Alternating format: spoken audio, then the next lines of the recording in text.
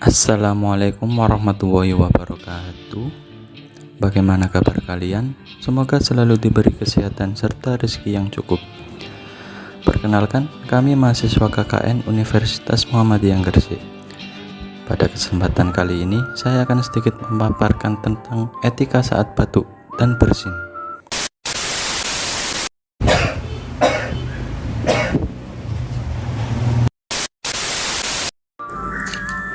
Bagaimanakah perasaan Anda jika ada orang batuk sembarangan di dekat Anda?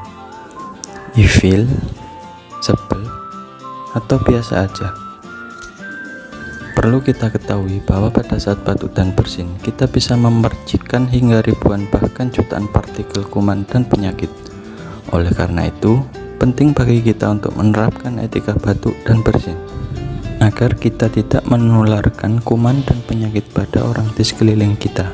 Adapun etika batuk dan bersin meliputi: pertama, saat kita mau batuk atau bersin, tutuplah hidung dan mulut menggunakan tisu.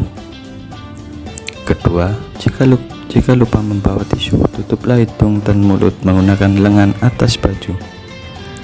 Ketiga, bila batuk kian berlanjut, gunakanlah masker. Keempat, tisu dan masker yang telah digunakan untuk batuk atau bersin jangan lupa untuk dibuang ke tempat sampah. Kelima, setelah melakukan etika batuk dan bersin, jangan lupa membersihkan tangan dengan menggunakan sabun dan air mengalir ataupun cairan berbasis alkohol. Demikian informasi tentang etika saat batuk dan bersin. Semoga bermanfaat. Terima kasih.